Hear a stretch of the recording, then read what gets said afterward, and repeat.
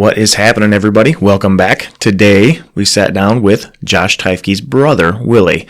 Yeah, I know it's been a minute. We've been crazy busy. We actually recorded an episode before this with my brother, which you guys did not get to hear, unfortunately, because we lost all the audio due to some technical difficulties. But this was a really cool episode. We talked a lot about hunting out west and how to prepare for it and what to expect. So please give it up for Josh's brother, Willie Teifke. I didn't realize that you're the older brother. I am. I'm aging really well. What is wrong with you? How do you not? I don't know. I don't pay attention a lot. Like, I don't know if you've realized this, but you seriously thought I was the older? I guess I never thought about it. I don't know. For some reason, I just figured you guys like got shit out about within a year of each other, or like you guys are damn twins. Oh, really? Some people age like whiskey. Some people age like milk. I mean. Here, let's adjust it a little bit. There we go. Anyway, this happens every goddamn time we do a podcast. Bert gets sidetracked and forgets what the fuck he started talking about. I'm no mind reader, buddy. I was talking about Bobby and how we haven't taken that long of a hiatus. Oh, we were talking about the headphones.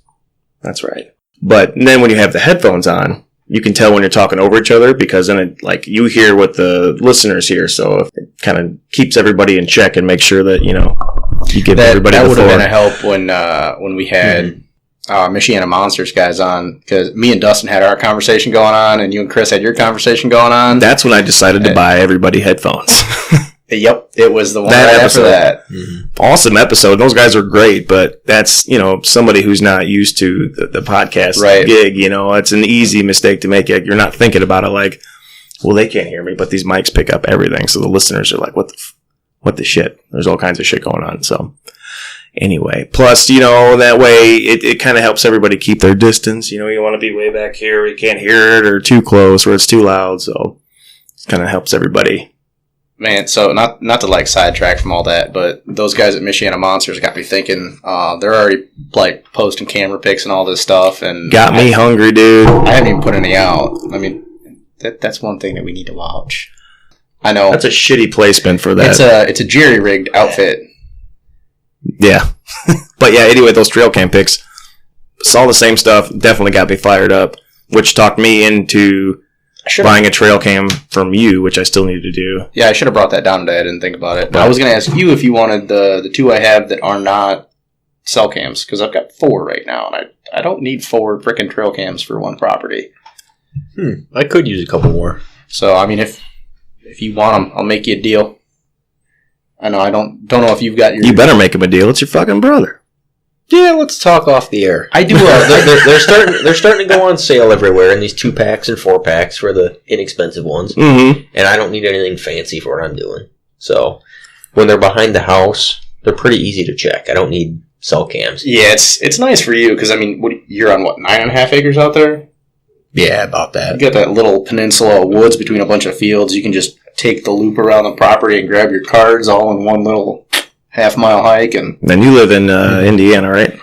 No, Michigan. I'm over by White Pigeon now. Oh, okay. Is it you work in Indiana then? Is that what I'm thinking of? No, I work throughout all of northern Indiana and just a little bit into Michigan. Gotcha. So you're probably thinking he used to live in the apartment complex that you managed or did the maintenance at. Gotcha. But, he has a good job, so he wouldn't bought a house like a responsible adult. That's annoying me. You're too far away from your mic. I'm sorry. I move. I'm in one chair all day at work. I can't help it. I want to move when I get off work. Right. So, Other Teifke. This is going to get confusing because I usually just call your brother Teifke. So, that's all right. If I say Teifke, that's who I'm talking to. So, Other Teifke. Yeah. Right. So, you have a elk trip planned? And you decided to go guided instead of not guided? Yes. So, elk in Wyoming this year. Mm-hmm. Took me 3 or 4 years to build enough points to draw that tag. So I started planning, early last year. I knew decent outfitters book up pretty early. And I kind of knew I was going to go outfitted with this trip for a variety of reasons. One of which is Wyoming requires non-residents to have a guide if you hunt a wilderness area. Now, the part of the state that I was looking at hunting, either north or south of Yellowstone, a lot of that area is designated wilderness area. So I knew there was a pretty good chance I would be legally required to have a guide. I don't want to get too sidetracked, but what is wilderness area? Because for those of you who have never been out west, like looking at the public land system, like there's different types of public land, obviously. State land, national forest land, HAP program, or what is it, HAP out there? Is the same stuff? Hunter access. Yeah. It's similar. I don't know if it's actually HAP, but... Which is basically the same thing as it is here in Michigan. Private landowners open it up for public hunting and they get a kickback from the state, blah, blah, blah, blah, blah. But what is a wilderness area? So you're right. There are several designations, right? The biggest one out west is BLM, or Bureau of Land Management. Keep talking. They manage the vast majority of federally owned lands in the west. And they balance use, right, between mining, grazing cattle, hunter access, all that kind of stuff. And then you've got your national forest, state forest, things like that. Designated wilderness areas, and that's a federal designation, at least the way that I understand it. So it doesn't matter if you're in Wyoming, Montana, Idaho, wherever. Designated wilderness is a roadless area where there are no motors allowed, right? Some of them go so far as no wheeled vehicles, so not even bicycles. You're walking or you're riding horses, mules, etc. A lot of the western states have designated wilderness areas. Wyoming is the only one that requires non-residents to have a guide to hunt them. And it's not all of the wilderness areas in Wyoming have grizzlies, but a lot of them do. I'm not going to interrupt you, but I'm just throwing this out there. I'm wondering if that's why that they would require you to have a guide. So I think that's part of it, but there's a lot of debate about that system, actually. Because there are plenty of grizzlies in parts of Montana, plenty of grizzlies in parts of Idaho. Even Alaska doesn't require non-residents to have a guide for wilderness area unless you're hunting a couple specific species like mountain goat or grizzlies. Mm-hmm. So there's a big debate on whether or not that law should exist in Wyoming. And they say, hey, it's kind of for hunter safety. We deal with grizzlies.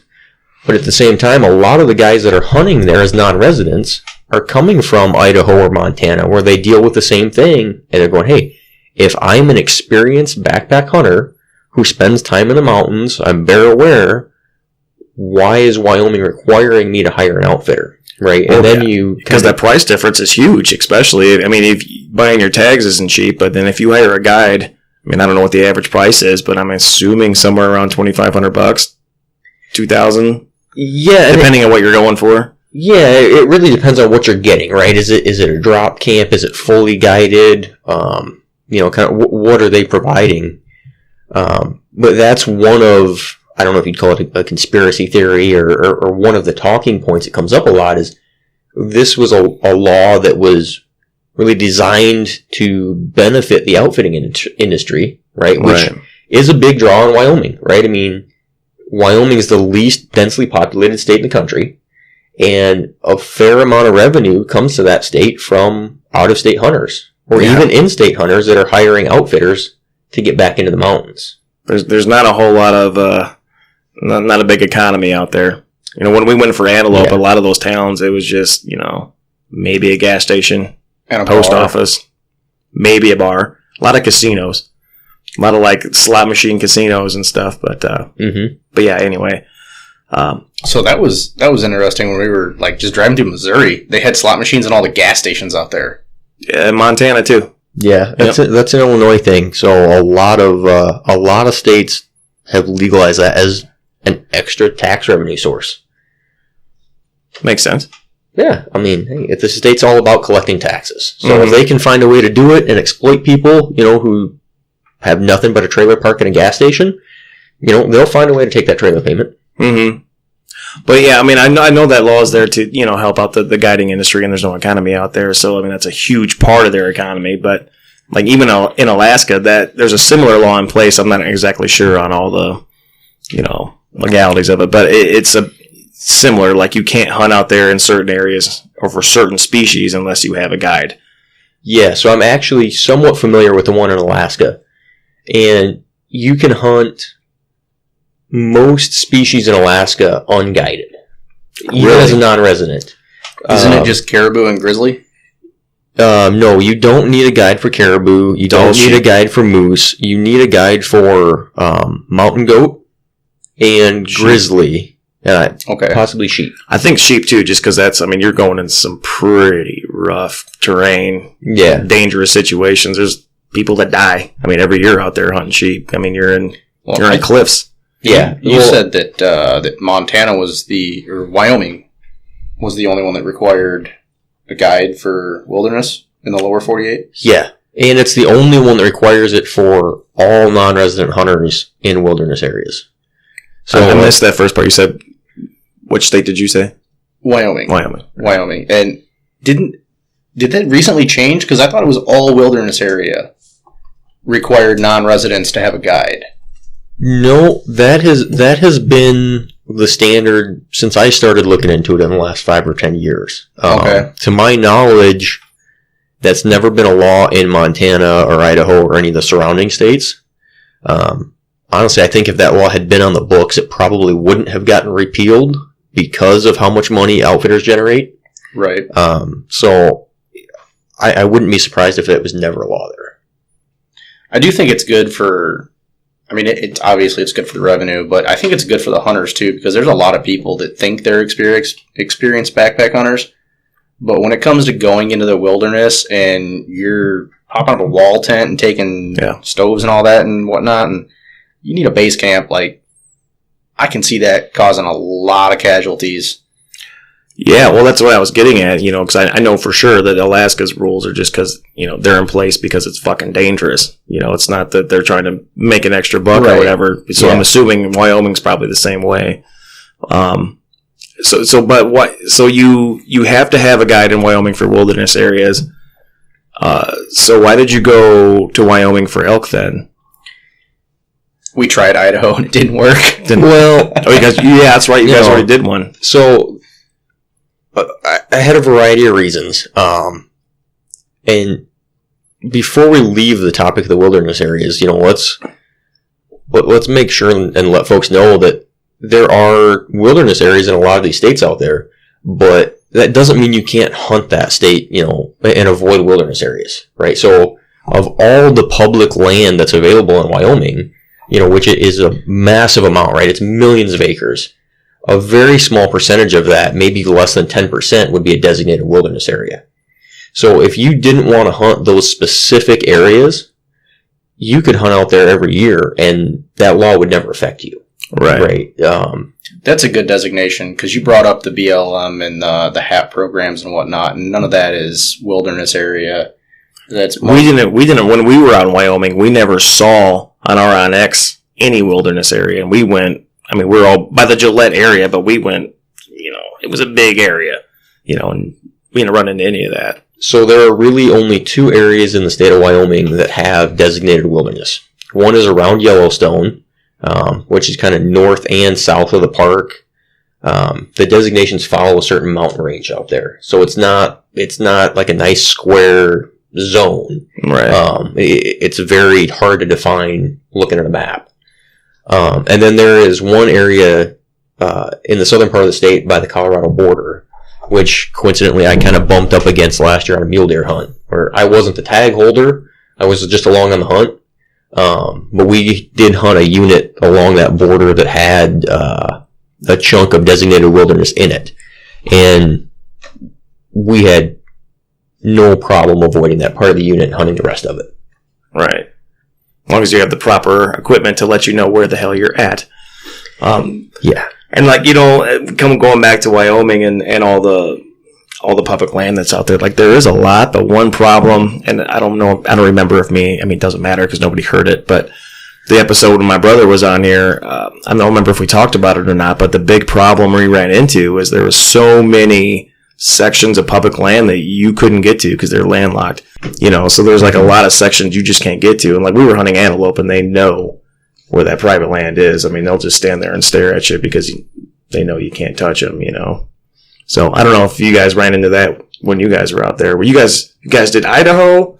We Wyoming? Did, Wyoming for antelope, and then went up to... So he had the tags, and I was just along to drive, and if he needed help dragging shit out, fell down the mountain and died. Whatever. Carry his body back to mom. But we almost hiked into Montana on accident. We weren't even paying attention, but... When you guys were in Idaho? Yeah, you were looking, you're like, it's not that far that way that we got to stop and go back. Yeah, I wouldn't say on accident. I knew where the boundary was, where the border was, but we were hunting along the Continental Divide that kind of runs the Idaho-Montana border there, and there were multiple trails that kind of went up to the border and then did a little J-hook and kind of paralleled it. So you knew, okay, I can chase elk up to kind of where that J-hooks and then use that as my boundary. And you guys were not successful in Idaho. In Idaho, that was a hard one. If he would have had any elk tag, he would have had one on one of the... What did we have, 2 days left? Because we took a midday or midweek break because it was 75, 80 degrees, and my buddy Derek took us out and taught us how to fly fish a little bit. And Derek that I know? What Derek did? No, you never met Derek. I'm thinking of a completely different guy. Never mind. Yeah, no, you'd remember Derek. Derek is... He's a cool guy. Definitely different than most of my other friends. 100% straight shooter. But, What the fuck is that supposed to mean, Teifke? Well, he doesn't drink. He's Mormon. He's married. He's all about the outdoors. And I don't think he's ever said a bad word about a single person in his life, so...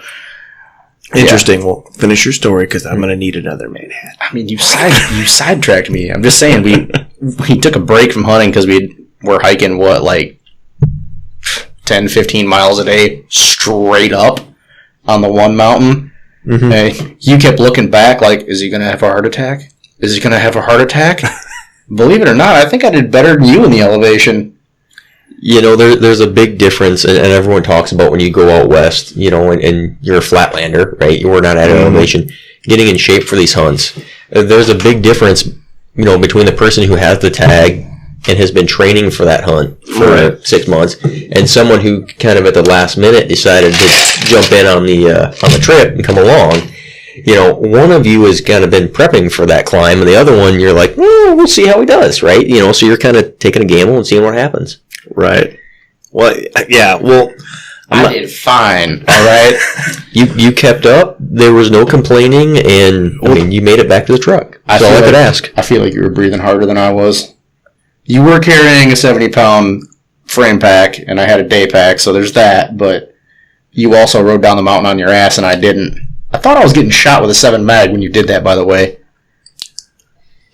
Straight in my face. All I'm going to say is you two are both lucky because I feel like you have the same, ego, I guess, your brother has.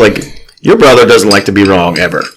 Yeah. Right. Very competitive person. I feel like I'll admit it when I am, though. Right, true. So I was going to do a stump Teifke's and set of questions and put you guys against each other, have you guys write down your answer, give it to me, and then settle the fact right here on the podcast who's the smarter Teifke. It depends on the topic. Right. It really does. But I knew either way it was going to bother the shit out of whichever one lost. Meh. So, but I didn't have time because I'm irresponsible and I got here 5 minutes before we decided to record. But anyway, what were we talking about? Different states. Oh, so did you take your medicine today? I don't think so. Makes a lot of sense, bud. Fucking ADD. Yeah. So, we have done a couple other trips out west, right? Mm-hmm. So I did a trip to Idaho with an archery elk tag with a friend of mine back in 2019, I believe it was. Gotcha. And the way Turner, the way the tag allocation system works out west is, a lot of these tags are on lotteries. So I put in for an antelope tag in Wyoming, thinking that there was no way I was going to draw, because I didn't have any points at that point. And I said, well, hey, Idaho has this over-the-counter archery elk tag. Let me grab that. We'll go to Idaho this year and kind of just do that as a way to get back to the mountains. I ended up drawing the antelope tag. Of course, the seasons didn't line up, so I went to Idaho for a week instead of 2. I said, all right, well, we're going to split this. It's going to be 4 days of driving out west instead of 2. But we'll kind of split this. So I went to Idaho, did the archery elk hunt with my friend, and it was a great experience. If you're hunting in the east, the first time you go out west, or even if you've been out there before, because I lived in Salt Lake for 6 months, so I have had a chance to explore a lot of mountains out there. This was really my first time chasing elk. It's a learning experience, right? You're learning so much every day that, your odds of killing a bull are low, but it improves exponentially every trip. Not trying to interrupt you, which I've been doing with the entire episode, but was that during the rut? It was. The elk were bugling a little bit. So we're doing a little bit of calling. Spent 4 or 5 days running around the mountains of Idaho, chasing elk. We were in the elk. Had them talking back. Had them interacting. Right. We were right in the brush. Kind of where they were bedding and everything. Just never did get one lined up for an archery shot. And with that, could you have killed one with a rifle? Yeah. Yeah. The downside of that tag is, so the nice thing is, in Idaho, a lot of their tags roll over. So my tag was an archery tag for any elk. If I didn't fill it, it rolled over to a spike-only tag for rifle the following season. If you don't fill that, it becomes a cow-only tag for the light muzzleloader. So if you live close, you're eventually going to kill one with something, right? That works out, yeah. For somebody who lives, a 24-hour drive away, it doesn't do you so much good. But went out, we got into elk with the bow, and I would have taken anything, right? As a first elk with a bow, been super happy with a cow. We actually, if things had worked out a little differently, I would have gotten one. The last day we were on the mountain, my buddy that came with me bought a black bear tag just because they were over the counter, and he was like, hey, if I'm going to be out there, I want to have some kind of tag in my pocket. Right. At least give me an excuse to carry it right. The last day that we hunted, we said, hey, let's split up. I went back to the area that we had been seeing elk. He went to a different area that we'd hunted and said, hey, I'm just going to set up in glass and see if I can find a bear. While he was sitting there, he had a group of 3 or 4 cows. He was sitting on kind of at the top of a ridge with his back to the wind. And the cows just trotted right up over the ridge about 20 yards from him. He said, man, if you'd have been sitting next to me, you'd have shot a cow at point blank range. Shit. But if I'd have been sitting there, the cows wouldn't have came by, right? Yeah, that's the thing about, going out west and doing all this stuff. There's a lot of living and learning kind of thing, Yeah. We found that out with bear hunting even. We went out and did a DIY the first time. My brother just went back out and did a guided trip. So he's 0 for 2. I have never bought a bear tag. I've just been along for the trips, but he went 0 for 2. There's just a lot that goes into it, And elk, especially. I've never hunted elk, but I can imagine there's the same thing. And it just sucks as you can't. Unless you got one hell of a thick wallet, it's hard to afford to just keep going back out there and keep doing it and keep getting better at it. It depends on what your work is like, if you can get time off, if you can afford it, how many people are going to split the cost of shit. And where are we at on Wyoming and Idaho tags now for elk? It depends. So they actually just changed. So when I went to Idaho in 19, Idaho is the most affordable state to buy a non-resident elk tag in. I think it was like $400, $450. Really? Yeah, it wasn't the counter one, right? Yeah. So they voted that year because they were getting overwhelmed with non-resident hunters. And when I say non-resident, we think of us, right? Folks from Michigan driving across country to go out there. Mm-hmm. What we forget about is that all of the states out there, where it's Nevada, Utah, Wyoming, Montana, have tags that are on lottery systems. Now, it's a little different for residents. Some of them are over the counter, right? Like Montana residents can go buy over the counter deer and elk and stuff like that. But you get states like Nevada and Utah, a lot of years, there are resident hunters sitting there with no tags for their home state.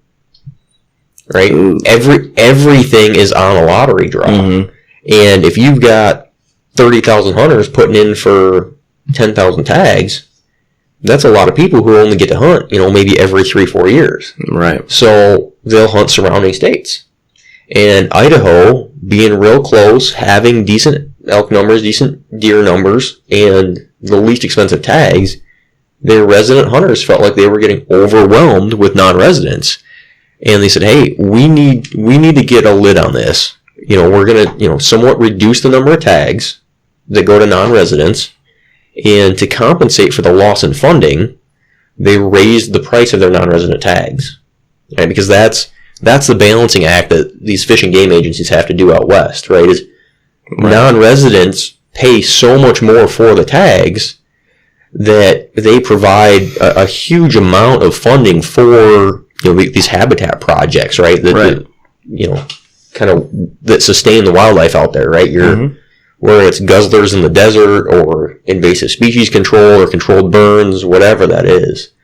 Anytime they reduce tags, they've got to offset that funding. Right. So Idaho raised the price of their tags in 2021. Wyoming is still reasonable. I don't remember what they are because they actually have 2 tags. They've got a regular and a special. The special, you just pay more money and you've got a little bit better chance of drawing. Mm-hmm. But I think they're about $650 for an elk tag. And that was Wyoming, you said? Yeah. So the over-the-counter tag in Idaho, that's archery only? No, that's the one that rolls over. So that's the archery any elk or rifle spike. Or what does it roll to when it goes to muzzleloader? Cow only. Cow only, okay. Yep. Right. But I'm saying when you buy that initial archery tag, or that additional tag, it's over the counter though. I mean, there's no that was over the counter. So Idaho actually has probably the most fair system out of all the states out there. There are no preference points in Idaho. They have 2 types of tags: a pure lottery and an over the counter. The downside to over the counter is there's still a limited number of them, and everybody knows, right? Like it's a huge event out west when tags go on sale, even if it's leftover tags that go on at a later date. Mm-hmm. Everyone in the state that hunts has that date like circled on the calendar, and they're online at 12:01 or 5:01, whatever time they go on sale, hitting refresh on their browser so they can get the tag for the unit they want, right? Because they're over the counter, but a tag, a unit might only have 800 tags, and there's 1,200 people that want them, right? So yeah, it's over the counter, but you got to do your homework and know where you want to hunt, what tag you're getting, and when it goes on sale. Right. Make sure you get there first. Yeah. Mm-hmm. Yeah, and they're always changing their laws and stuff too. Like, obviously, again, you guys didn't hear it because the audio was lost, but my brother and I were just talking about it last episode. So it was Montana. We put in for our general point last year for mule deer. Mm-hmm. And they changed the date on when you can apply for your mule deer tag. Mm-hmm. Not a big deal, except for if you don't apply and you have a preference point built up, mm-hmm. or however many preference points built up, you'll lose them if you don't apply then the following year or whatever the hell it was. So mm-hmm. either buy a point or apply. So I was talking to you about that with Wyoming. I thought that I lost all mine. I just got an email last week sometime that instead of being like June or July when they were deadlining it, it's October. Oh. So I still have time. So that's different. So Wyoming allows you to buy preference points between July and October. Yeah. And you have to buy a point or apply every 2 years or Wyoming wipes them. Michigan's kind of the same way too, like with bear and stuff too. I think I don't remember how many years it is, but 3 or 5, something like that. Mm-hmm. Brent, we have never been on a large game hunt together. Now, I do believe next year I will have at least 4 antelope points for Wyoming. Dude, I'm down. I mean, you're going to have the kid, but yeah. I'll put in for a point. We'll start putting a plan together. I mean, I'm down, dude. Antelope is a lot of fun. So for those of you who have never been out west and have been thinking about going, look into going. I mean, Wyoming, I feel like, is the easiest place to draw antelope tag. Yeah, their points are the cheapest, too. Antelope points are about $30 a piece. Yeah, and some of that has changed a little bit. Last year and this year, both, they put out like herd prediction numbers that they base the number of tags on. Right. And they have come back later in the year and drastically reduced the number of tags for mule deer and antelope in Wyoming. I believe it was last spring. No, not this spring, the previous one. They got a blizzard in late March that dumped a ton of snow. There were 10-foot snow drifts. God. I-80 was shut down for quite a while. But the problem was it killed a lot of animals just because of exhaustion. Right, the snow lasted maybe a week. You know, it wasn't too terrible as far as them finding food.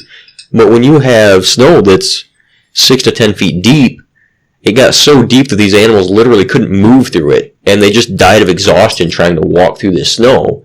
So there were some pretty massive die-offs of antelope and mule deer last year and this spring in Wyoming. Well, shit, the year we went, it was 2020. And they were in the middle of a very bad drought. I mean, the Powder River, we were camping right near there. We brought our fly fishing gear and shit. Mm-hmm.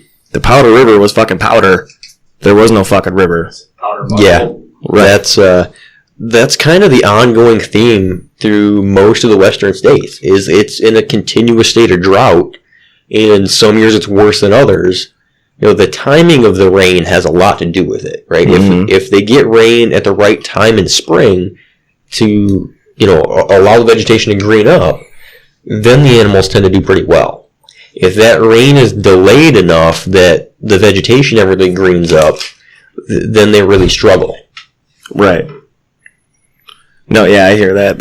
Like, so there's just the population densities and like their quotas and stuff. I mean, it's constantly changing. But it's just for those of you who want to go out west and like get the whole experience and just want to get your feet wet, antelope. I'm telling you, look into Wyoming antelope. And even like, I know if you don't draw a buck tag, which I think is roughly, when we did it, it was like $350. Mm-hmm. If you draw a tag, which isn't shit. But the thing is, though, when you put in for your drawing, you have to pay up front. Because they're trying to avoid the problem of people drawing a tag and then being like, well, I can't fucking afford it. Well, that's why you put it on a credit card, and it holds it until that time, and it'll just straight refund the credit card. It'll give it, yeah, exactly. Mm-hmm. It'll give it back to you if you didn't get it, obviously. But $350 isn't terrible. And, you know, with gas prices right now, it's kind of a bitch. But, dude... Yeah, but think about it like this. For me, it's 2 tanks of gas to buy a freaking antelope tag. Well, that's what I was getting at. I mean, it's still not that fucking bad. I mean, Ray's truck was getting terrible gas mileage when we did it because he didn't replace that sensor. Dodge. No, it wasn't that. There was He drives a 5.7 Hemi. That thing is not getting any better than 14 miles a gallon on the highway. I'm sorry. No, it does. Because there's a fucking sensor in his... in his driver's side mirror that he replaced and was supposed to replace something else, or something happened to where it screwed up a sensor, and like we were burning through fuel. We were filling up. My brother would fill up, and we'd fill, you know, twice as much as he would. It was ridiculous. We went through a shit ton of gas, and gas was not cheap, but it wasn't $5 a fucking gallon like it is now. It's still why are you staring at me like that? I'm not lying to you. I promise. A sensor in his mirror. It was a sensor in the mirror. You can address that on your automotive podcast next week, okay? I was going to say, Teifke's wheels are turning, and he wants to solve the problem right now, and this is not the time or the place. I'm just saying, man, I got a 5.0 with both axles are locked. I mean, I got 33s when we went out west. He's in the hole. You can't talk anymore. There you go. That's probably a good call. I got like 19, 20 miles of the gallon. Listen. But yeah, I believe you. I believe you. I know. I'm just. All right. I just figured if I didn't put you in the hole, you were just going to keep going with it. I'm sorry, and I feel bad. You're out of the hole now, buddy. We'll bring it back on track. I agree with what Brent's saying, right? As far as Western hunting, antelope is easily the most accessible hunt out there, right? The animals are very visible. Oh, right? Exactly. There's no cover for them to hide in, really. I mean, it's a matter of just getting out and glassing, dude. That also means there's no cover for you to hide in and stalk them. Which you would think would be a bitch, but it's really not that bad. I mean, especially if you can shoot over 300 yards, you're fine. Yeah. And the success rates are really high, but it's still a fun hunt, right? You're going to see animals. You're probably going to do multiple stalks. It's probably the least expensive hunt to go on out there. Oh, yeah. The downside is, it can still be tough to get a tag. In Wyoming, you could buy a tag every year. Mm-hmm. The challenge is the units that have a lot of accessible public land, where it's easy to go out and hunt, it's very tough to get a tag. Because everybody's trying to get out. Yep. The units that you can buy a tag every year sometimes don't have any public land, right? Or they do, they've got like 600 acres, and everyone in that county is covering it, right? And I have hunted antelope in parts of Wyoming where they weren't really pressured, and it's a ton of fun, right? And if you blow a stalk, not a huge deal, right? There's another herd, couple hills away, go stalk that one. Quarter mile, you got another 35, 40 antelope. And see, that sounds like a blast. Like where we were at, there was so much human presence. The unit he drew was he had, what was it, a 0.4% chance of drawing that unit? It was a 95 or 96% success rate.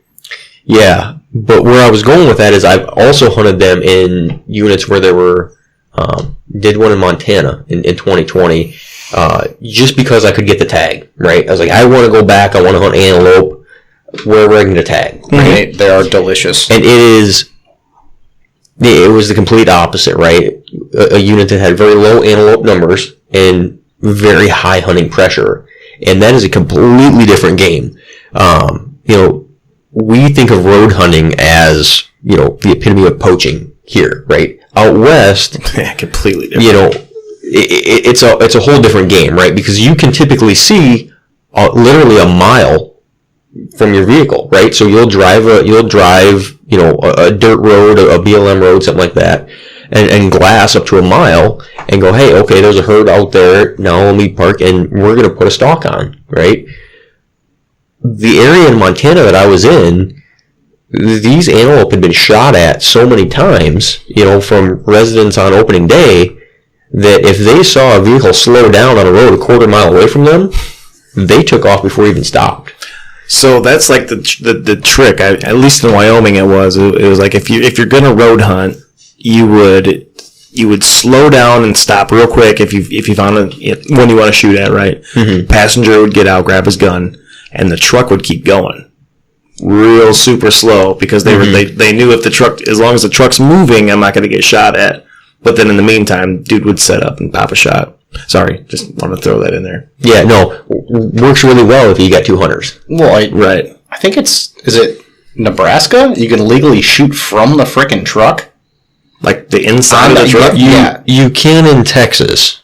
So I don't think Texas is legal. Any other state, Wyoming is 30 feet. You got to be 30 feet from the vehicle. I'm going to have to Google it. I believe it's Nebraska. You can shoot from the vehicle. I don't think Texas is right. I think they outlawed that. Well, we're from Michigan, so when we heard... So my brother is the one that called, and he was like, I'm reading the rules and regs, and it basically says you can travel with a weapon in the vehicle loaded and out of the case. And he's like, yeah, listen, sir.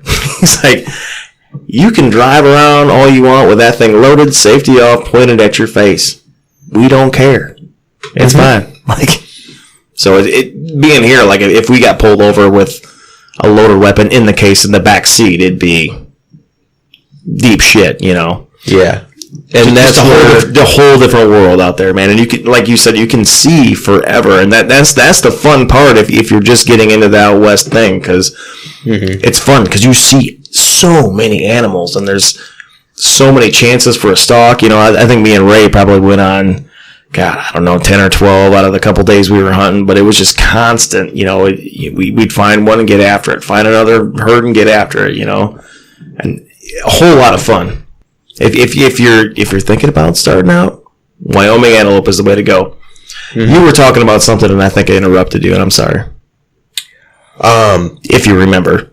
Yeah, I think it was just, you know, growing up, you know, we looked through like the Cabela's catalogs, and you'd see all kinds of like vehicle rifle carriers, right, where your rifle like slides on the back of the seat, or like the carriers in the center console there.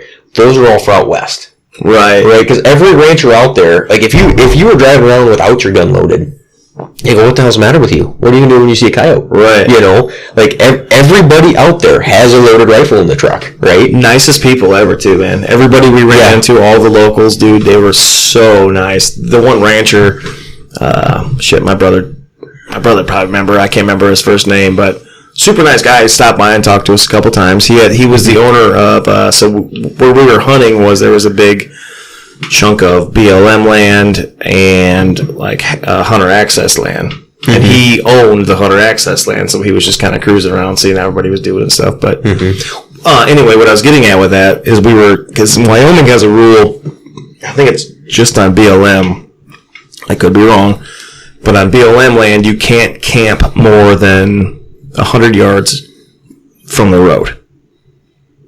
Because I remember we had to be super, super close. Maybe it was just for that year because of a drought. Because they were super worried about campfires. There was no campfires allowed. And you couldn't get more than 100 feet off the road. And that was Wyoming or Montana? Wyoming. Over by Gillette. Okay, we were... Mm-hmm. Yeah, because what year was that? 2020. Because 2019 we were in Wyoming and we were more than 100 yards from the road. But I think not much. But I think this might have been on just pretty close. But this was, I want to say it was just on BLM or whatever land that was closest to because there was BLM state or whatever, and then there was hunter access program land. They was all kind of mixed together. Yeah, no, it's so when we went down there for his antelope hunt, it was BLM like right here, and the road went here with a 2-track this way, and over here was private. So we went down the 2-track a little ways, pulled off into like this dried out pond area where clearly there had been a camp before. Pulled up in there, popped up the tent, got set up for the night. You know, we'd already scouted a couple antelope and whatever. We got up out of the tent that morning and we looked across the road and I'm like, go shoot that one. He pulls up on X and goes, it's 30 yards across the border in a private, I can't. It was on the other side of the road. Yeah, which is a big deal hunting out west when you can see those very long distances. Dude, it was like 200 yards. You have to have that self-control because, dude, their laws are very clear. As the hunter, it is 100% your responsibility to know where you are at all times. Right, that road was the border until you hit the next drainage ditch, and then... Yeah, you can't be like, oh, where's it marked? Bitch. Not the rules. You know the rules. Yeah, and I think the trespass fine's like $750. So it's not, dude. It's tempting. It really is tempting because there was so many times, like I talked about earlier, where we would see antelope, and there's like an imaginary line, right, public and private, and they would just be like 20 yards into the private, and there's just nothing. This antelope, it's not like elk or deer or turkey. You can't call them in, And what noise do they make? Do they make any noise? Dude, I have no idea. I've never even heard. Because they're all sight, They're all visual. I have heard them blow kind of similar to a whitetail. Really? Like huff at you a little bit. And I think it's just because the wind was right. I was out there with a friend, and he was kind of walking up to a herd. We weren't hunting, just to see an antelope. We'd never seen one before, see how close he could get. Mm-hmm. And the wind was blowing towards us, so when they started kind of blowing and huffing at him a little bit, we could hear it better. No shit. Did they puff up their butts? I heard their... sorry, this thing's getting awful echoey. Their butts puff up and stuff when they take off. Yeah, they flare that hair out, and it's like a big white flag back there. It looks like a satellite dish on their ass. Right. I mean, which is all those stalks we put on. It was like the ones that didn't work out. We never saw what happened. They just weren't there when we rounded the corner or whatever, So anyway, did yours smell like corn chips? Yeah, 100%. Ranella talked about that, and I didn't believe it, but yeah, 100%. Oh yeah. So, been out west before. I kind of picked Wyoming to do the elk hunt because I had points there. Idaho, you've got some over-the-counter tags, but I didn't really focus on that because, hey, I can buy a tag and go wherever, right out. I tried to take, so there are different strategies to hunting out west, right? If you want to go on a regular basis, some guys will say, hey, I'm going to keep this over-the-counter state where I can buy a tag every year, use that as my backup. There are states where I can draw a tag with 2, 3, 4 points. I'm going to build points in those, and every 3-4 years I'm going to do like a bigger trip.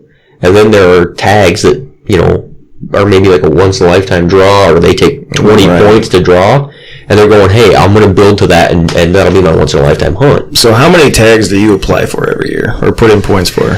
So it varies. Out of state. I had been focusing on Wyoming and building points for antelope, mule deer, and elk.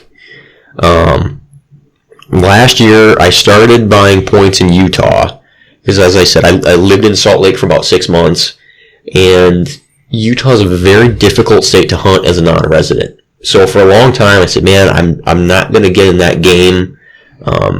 There are some units in Utah that I could buy a point every year from now until I die, and it's still a complete lottery whether or not I get the tag. Right, so I kind of stayed out of Utah, but I loved that state. Kind of hiking around the mountains out there. I've always wanted to go back, and I've got a couple friends out there that hunt as residents. And they said, "Hey, look, here's a couple ways, that you can draw tags. So as non-residents, we have an advantage where you have to buy a Utah license every year. But when you buy that, you can buy a point for every species. Residents can only buy a species or buy a point for one species a year. They have to pick whether it's elk, deer, or antelope. And then they can do like one of the once-in-a-lifetimes, like bison or moose. Hold up. So do you have to buy a hunting license, or can it be fishing? It has to be a hunting license. Okay. Which may come with a fishing license in Utah. I don't remember. Colorado's either or, correct? Yeah, which the fishing license is the cheapest one. Yeah. So that's what everybody goes with, but it's still not fucking cheap. It's like $80. Yeah, we touched on that last week that y'all can't hear. Sorry. So there used to be a loophole with Utah. This year they kind of screwed us because they changed some dates. But they have 2 or 3 months where you can buy points, and I forget the dates. It's like February or March or something. But their hunting license doesn't expire January 1st. It's good for 12 months from the date you bought it. So if you buy your license in March of one year and buy your points, and then the following year you buy your points in February, you only needed to buy the license every other year. Now this year they changed the date of when you can buy points. So I'm only going to get 1 year out of the license I bought. Right? It's going to kind of screw me out of one year of the license. Right. But residents do have that advantage, right? We can build points for all species at once. And, there's a couple units out there where, one of my friends was telling me, hey, look, if you're trying to put in for this with a rifle, you'll probably never draw it. It's a unit where 160 to 180 inch mule deer are a dime a dozen. He hunted it last year. So, as I said, in Utah, a lot of time residents don't draw tag every year. So if you've got a group of 4 or 5 buddies that go hunting every year and you want to hunt every year, you usually just go with whoever has the tag, right? So they hunted it last year with one of his buddies that had a tag, and it was, they were just flinging arrows. Mm-hmm. He's like, man, there were multiple deer every day. Yeah. So I did start buying points for that, and they said, hey, look, with a rifle, you may never draw. But if you can shoot 60 yards with a bow, which isn't... Buddy, I've seen you shoot 60 yards with a bow, and I recall there's a couple arrows lost in the yard. You know, it's a long shot for around here, but out west, that's pretty common. Damn. Well, that was authority right there. I was just going to address the fact that Willie was just like, I am not accepting the criticism. I'm just going to fucking bypass that shit. And the buck was like, no. There are, in fact, arrows lost in the yard. Well, when you're sighting something in, you don't know how far off the pin is. Hey, dude, I understand. I get it. Buddy, I'm blind and I hit the bag. So, I am, in fact, shooting 60 yards regularly with my bow now in preparation for this elk hunt. That's good. But again, until the pin is dialed in, you don't know where you're going to hit. Which really, that's the biggest bitch about archery when you're setting your shit in. When you start to get into those long distance shots, 50 plus, you're like, that arrow is $12 damn. Yeah. So, and you're like, hey, I moved my pin a quarter of an inch down, and I was off by 3 feet at 60 yards, right? So when you're sighting in, you're really trying to fine tune that thing, and once the pins are set, you know, if your form's good, you're all right. Right. But dialing in can get expensive. Brent, we got into that like last week-ish when I was shooting your bow, and I was consistently lower than you. I think, like, I don't know what it is, if it's my arms, the way I see, the way I look through the people. If your draw length is different. Yeah, but I was just going to say draw length. I think you have longer arms than I do. Yeah, I got longer arms than him too, but I got these little T-Rex arms. When you first started trying to shoot 60 down at Rhonda's, their mother, I hit the target. You can't just call her mom. And you straight up, like, over the fucking top. Yeah. Which makes a lot of sense. Shooting your shit, I was low, and you were center mass. And I'm like, what the fuck? Yeah, well, makes sense. So, a different draw length changes where the peep sight sits on your face. Mm-hmm. That's essentially the rear sight on a rifle. If it's higher or lower, right, your elevation's going to be off. I got long arms, all right? Leave me alone. That's why a compound bow is dialed in for the specific person that's shooting it, right? You don't hand your bow to your buddy and go, yeah, here you go. She's sighted in. Well, like a gun, still the same. Like, you don't want to just hand somebody the gun and be like, it's sighted in for you, here you go. Yeah. It depends if it has closer than a damn bow, but they still need to shoot the damn thing before they take it out and shoot a live animal. That 100%, you absolutely need to shoot any weapon you use before you take a shot at an animal. Exactly. I had that conversation with my cousin numerous times. But that being said, a gun, if I say this gun's sighted in, you shouldn't have too big of an issue. If you're like, no, 200 yards. It's sighted in for 100. Here you go. You shouldn't miss the fucking deer. Like, I shot 3 inches low. Well, okay, cool. You hit it in the heart. That's awesome. Right. Or, I shot 3 inches high. You get it in the spine. Cool, it dropped. Right. But I always aim where I give myself at least a 6-inch window in any direction where it's still going to be a dead deer. Yeah. Without a 19-hour track. As much as, we all practice to, pick one little spot and put that bullet or that arrow exactly where we want it to go. Aim small, miss small. We still remember that, the vitals on a deer are about the size of a basketball, and really on an elk, they're like a 16-inch circle, right? So you got to miss that shoulder, but their lungs are big, right? So you've got a pretty big target there. Right. Not to sidetrack, but Brent, you're a fucking dick. Dude, you brought the Manhattan. You know I love Manhattans. Maybe I'll take an old fashioned. We doing old fashions now? Do you want an old fashioned? I would love an old fashioned.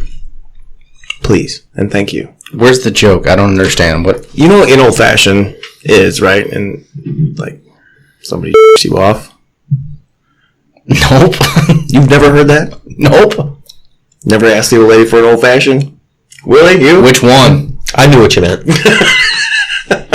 Gotta be more specific on the old. That could be good or bad, though. I mean, that could just mean that I've got more practice. I don't know. Right. That's just it. Could be good, could be bad. I don't know. Depends on who you're practicing with. Right. But yeah, anyway, I would love an old fashioned. You gotta How do you make it old-fashioned? Orange peels?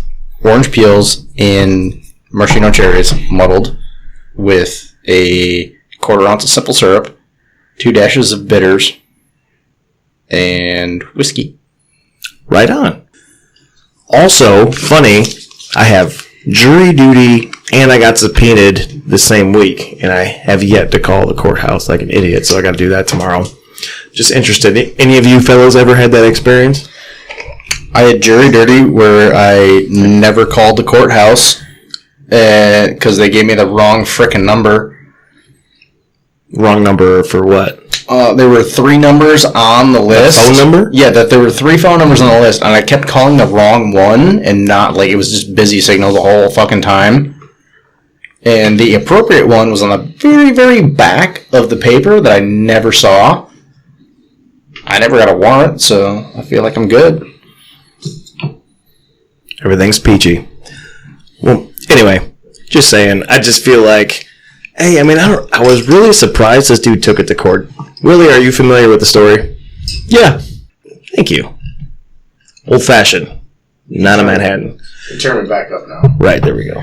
Right, so if found guilty, we're basically going to throw the book at you. Yeah, and he may also be liable for court costs at that point. I would hope so. What is he contesting? The shooting from the vehicle? Shooting from the vehicle and across traffic, which, I mean, he did. He's an asshole. Well, like I told you, he's the same one. Like, I can't technically prove it, but he's the same dude that shot the fucking geese out of season down at on Washington. Like no bullshit. Like, if you want to strip it all down, like, this is why people that are non-hunters give us shit. Is because of assholes like him. Because they pull off the side of the road and jump out with a handgun and shoot a bunch of geese in somebody else's pond. Right. Yeah, exactly. Or pull out with a fucking shotgun and out their goddamn truck window and shoot somebody's turkey in their front yard. And come to find out, like, thought maybe this dude might be starving. He's loaded, from what I understand. It's in the family. I fucking guess he's just a fucking asshole and likes killing shit. So fuck him. And that's a typical thread with poachers, right? It's usually repetitive behavior. You know, and this is too. They said he's done this shit like this before, and they've never been able to actually like pin shit on him. Mm-hmm. Or if they have, like, it's basically been like a slap on the wrist, and then he just keeps doing. He's a repeat offender. Yeah. Continue. I'm sorry. I keep interrupting you. No, you're good. You know, but there's that typical pattern of, you know, I wasn't poaching because I didn't have meat in the freezer. It's a complete lack of respect for the wildlife, right? And you know, whether they claim they're trying to relieve stress or whatever it is, right? Or it's their right to do it. You know, we keep finding those cases, right, where it's the same people year over year. You know, you'll find a guy with 9 buck heads, you know, stack up in his garage in February, right? Stuff like that. For why? Are you talking about that case that was in Dowagiac, Decatur area earlier this year that the DNR was like? That was another one, right? I mean, same refresh your memory year over year. Dude gets methed out and goes out and shines deer and kills a bunch of 120 plus deer. All of them 8 to 12 point bucks. They had 9 of them. Was he keeping the meat? Please tell me. I don't know if he was keeping the meat. I don't know. That's all over the. Well, not that it makes the situation any better, but it doesn't. But that was the. I came across Facebook on the MDNR website, and he had 9 deer the first time they saw him. Then they came back the following day after confiscating the heads to give him the, like, here's when you have to come to court, like, you're going to jail. And there was another deer hanging in the frickin' barn. Why? Gets methed out and goes out at night with a spotlight and shoots him. But, you know, I did read an article a while back where they were interviewing several old conservation officers from various states. Mm-hmm. And they said the biggest impact they saw on poachers wasn't fines, right? Because a lot of times these guys, you know, if they're poor, they just don't pay it. Or if they're wealthy, they pay it and they don't care. They're like, okay, well, just add the fine to my hunting. Which is what I think is the situation with Mr. Bryan. You know, so they found, like, the fines really weren't that big of a deterrence, but over their careers, what they found really made a huge impact on people was stuff. right? There were a lot of guys that said, I don't care, find me $2,500. But as soon as you go, you used your truck and you used your rifle, hand them over, all of a sudden that was a huge deal, right? Because people have sentimental value attached to firearms, or it's their special bow that they spent all summer dialing in, or, it was, the truck they were dating their wife in or whatever. Well, and I feel like the DNR, because, I feel like everybody already knows watching this podcast. If you haven't, the whole reason this podcast shit started and me doing these things I'm doing is because I gotten, some deep shit. Bert fucked up. Yeah, I fucked up. We'll talk about that at a later time, but basically I feel like, the DNR officers themselves are, they're just doing their job, you know what I mean? Mm-hmm. I definitely lost my train of thought right there. I don't know if you caught that. Definitely thought for a second, but anyway. Mm-hmm. Keep going, because I definitely lost my train of thought, and I gotta fucking pick that back up, and I'm just gonna mark that for it. Yeah, you're good. But that's all I was saying, right? Is the SEALs they interviewed, so they saw they had much better success in stopping the poaching when they started confiscating items than they did, with just a simple fine or slap on the wrist. Right? Oh, there we go. Can I interject again, just because now I remember? I'm just saying. Yeah. Hold on. I'm just saying before I forget. You know how my memory is. I know. I'm just saying. I was gonna say hold that thought, but go. I feel like they use a lot of discretion. Like I fucked up. And they told me, if they wanted to, they could have taken my truck. They could have taken my bow, my gun, whatever they wanted. So I feel like that's in place for assholes like Dickhead, Mr. Brian, who do the shit that, I just described, going out and shooting across traffic at a fucking hen for no goddamn reason. It's not like he's fucking starving. He's just being an asshole. So I feel like that's in place for dickheads like that. They can lay down the law when they need to. Anyway, Teifke, go ahead. Was that what you were going to say? Kind of, yeah. Yeah. Continue, Willie. Well, no, that's all I had on that. I've never had a negative interaction with a CO in any state. I've been checked in multiple states.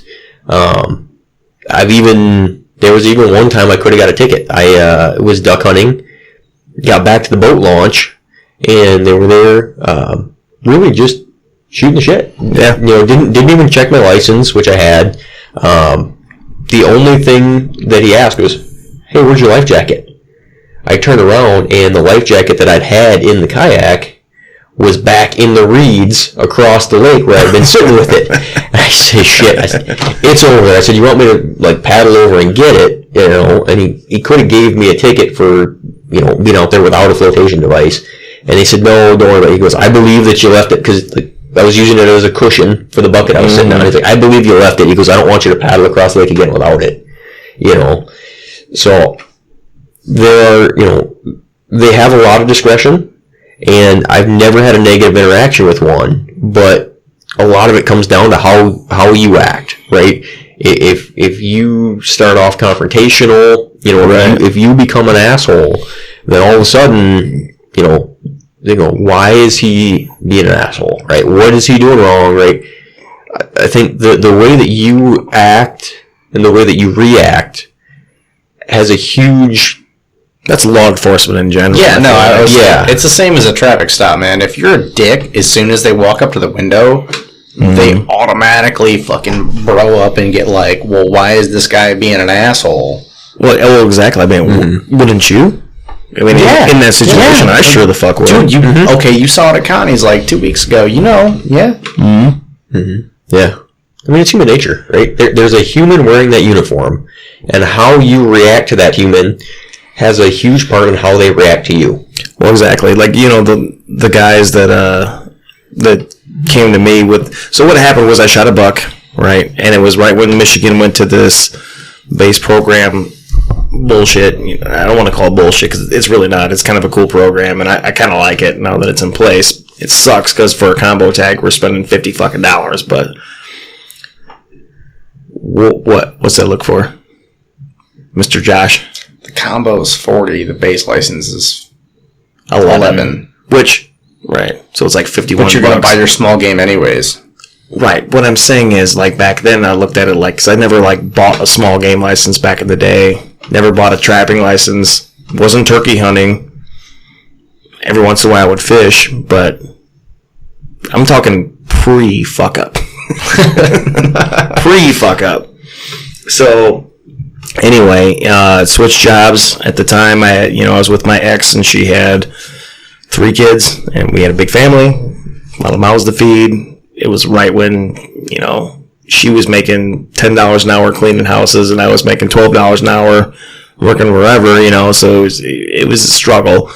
So, $50 or $51 for 2 deer tags. That's a big deal. It's a big deal, right? I mean, that's the difference between eating, hot dogs and ramen noodles and giving the kids a decent meal, so whatever. So I just didn't do it. First time ever, and long story short, a year later posted on Facebook about a buck I killed. DNR came, addressed me about the situation. And I told them what happened. Like I was broke, couldn't afford it. I was honest. Mm-hmm. As honest as you can be. I tried to play stupid at first, but they call it's like tag. What I mean, you need a tag to shoot this fucking thing? Nobody fucking told me that. Like I thought it was on private land. It was cool. He just looked at me and I'm like, I know. I'm an idiot. So I fucked up. But I was honest about it. And he told me, he's like, you have no idea how many people we go to address this shit and they slam the door in our fucking face. They don't answer the phone. They don't come to the fucking door. He's like, then it pisses us off. And that's when you get shit taken away. Dude, you know what really saved your ass on that? You didn't slam the door, you talked to them, but when they said, we need to confiscate what's left, and you said, I done did ate it. It's gone. We needed it. Right, and that was the thing too. He's like, well, we need the meat. I'm like, it was literally gone. I mean, with all the kids and shit in the house, I mean, it was, dude, I would shoot 3 deer a year, and they'd be all gone by July. All of it. So, and I think they knew that I wasn't just some poaching asshole. And when I brought them the rack, and they already knew, surprisingly knew everything, which is weird because they do their research. But there wasn't much to do. Like they never talked to the landowners or anything. Like I was shocked at how they knew what I shot it with, and the date I shot it. The day of the internet, man. So by the way, and the only thing I sent was one photo to one person, and all it was a selfie of me and my father with that deer with the top of the rack. That was the only thing I sent to anybody, and they knew everything. So, and that was on Facebook Messenger. So just a heads up, if you're doing some shady shit, don't. But if you are, don't do it on Facebook Messenger because they will fucking track your ass down. Yeah, Mark Zuckerberg gives everybody everything. Don't even get me started. But yeah, I mean, just don't be an asshole, man. I feel like law enforcement and general cops as well. I mean, my dad taught me that shit when I was young, man. It's like, just, if you get pulled over, there's nothing you say or do that's going to change their mind. Like, they pull you over, they're either going to do A or B. They're going to give you a ticket or they're not. And they know that before they walk up. As long as you have all your proper paperwork and blah, blah, blah, blah, blah. Don't be a dick. I was going to say, be nice just in case you have an illegal weapon in the vehicle. I don't have that problem, Teifke. You don't have that problem. You're a good person. Why don't you move on before one of you incriminates yourselves? I've incriminated myself a lot on this podcast. Bert just edits the shit out. Right. I try to anyway. But yeah, so, goddamn, Willie, I feel like this has been a shit show of an episode just because, a little bit, pinball effect. We've been all over the place. Well, pinball effect, just because I feel like I'm just chomping at the bits, man. It's been a minute since we actually did a podcast and were able to publish the motherfucker. God, that pisses me off. This whole plan was supposed to be, my brother comes in, we do a podcast. Then you come in and we do a podcast. And then my thing was eventually we get all Teifkes and all Ruffs in here, and it's just gonna be a big fucking party, and we'll just have a giant fucking podcast together. But now I gotta have my brother back in here again because the first one didn't record. I like Bobby. It's all right. He's a good guy. He likes to talk. I do too, but like, you know, it's the brilliance of podcasting is it's a fly in the wall, right? For these people. Yeah, no, like we're having a conversation, you know, kind of off the cuff. Like there was my show prep was elk hunt and Missouri goose hunt. Yeah, that was. We didn't even touch on Missouri. Right. The fact that I almost left your ass there. Which we can't. Jesus Christ, well, and if you want, I know, we kind of started on the Wyoming elk hunt and then sidetracked a little bit into some of the other Western hunts I'd done. But if you guys want to circle back to, why Wyoming and why guided, we can go down that road a little bit. Let's do that because I'm curious. So, why Wyoming? Had a couple reasons, right? It was a state I was very familiar with the regs from, putting in for antelope points, mule deer points, things in the past. Mm-hmm. I'd been there. It's significantly less expensive than Montana, tag-wise. And it was an accessible state that I could get with a reasonable amount of points. Beautiful country I wanted to hunt, and it wasn't Colorado. I do not want to elk hunt Colorado. Wow. Because every single person east of the Mississippi that's ever been out west elk hunting, you say, hey, where'd you go? It says, I went to Colorado. They have over-the-counter tags. That's awesome. If every person east of the Mississippi is hunting elk in Colorado, I'm going somewhere else. Smart. Right? And typically these trips take 3 or 4 years to plan anyways. So 3 or 4 years to get enough points is not a big deal. So I said, all right, we're going to Wyoming. I'm already buying points there. I already kind of know the country, right? And then, when it comes down to guided, we touched on wilderness areas. I don't think the area that we're going to be hunting in is actually a wilderness area, but I didn't know that when I was planning the hunt. So I try and take kind of a multi-pronged approach to hunting out west so that I can do as much of it as I can, right? Mm-hmm. On a given budget, right? Everybody's got a budget they're trying to work within. And to maximize that, I go, okay, let's do something guided where it makes sense, and let's go DIY where I can. So kind of rough guidelines are deer and antelope, I'm going to go DIY, right? Because logistics are easy. Elk and moose, I'm going to go guided, right? For logistics. So I kind of started down that road, and, growing up, if you read Outdoor Life, Field and Stream, any of that kind of stuff, right? Like the epitome of Western hunting, Western adventure was in the Rocky Mountains in a wall tent on horseback, right? I want to do that hunt. So I started looking at outfitters. I had a list of 4 or 5 I wanted to look at. And, a couple of them, they were all did wilderness horseback hunts out of wall tents. And doing that, I'm for sure going outfitted. Because, A, I don't have horses. And renting pack horses is a gamble at best. Right. And when it comes to buying wall tents and stove and getting all of that equipment 7+, 8+ miles into the national forest, it's a logistical nightmare, and the cost of that equipment adds up so quickly that if you're only going to use it every 3-4 years, it's going to take you forever to get a return on that investment, right? Where you can just pay for the out service. Yeah. So logistics was the biggest factor. Right, getting in, having the equipment, and having the livestock. Mm-hmm. I ended up going archery because that's what was available with the outfitter that I wanted. Right, so I reached out to 5 or 6 of these outfitters, had conversations with a few of them, and I originally kind of pictured this as a rifle hunt. And I for whatever reason, I had in my mind that a rifle hunt had a better success rate. But when I talked to the outfitters, there was one, I spent like 45 minutes on the phone with the owner and the head guide. There are 3 guides. 2 of them are the owner and his son. right? So it's not just an outfitter that's got a dozen guides working for him and he's going to assign you to somebody and you go, right? Right. So I spent 45 minutes on the phone, like getting to know this guy and really, having an in-depth conversation. And I was like, hey, this is the guy I want to go with, right? Because when you're doing an outfitted hunt on yourself, by yourself, you're really looking for someone that you don't mind hanging out with for a week, right? Because it's not like you're taking your best friend and if you don't know anybody else in camp, you can still hang out with them, right? That's what Bobby said. When we talked to him, same thing. He's like, he had a great relationship with his guide. He's like, Oh yeah, and Bobby said he went back out there and they booked him to just literally last week. They just went back out for the same place in Montana, the same bear guide he just went out with.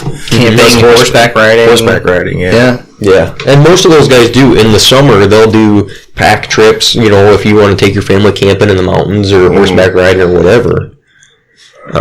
So you want somebody that you don't mind hanging out with for a week, because if you get out there, you're on your own, and the guy doesn't want anything to do with you, or you guys don't get along.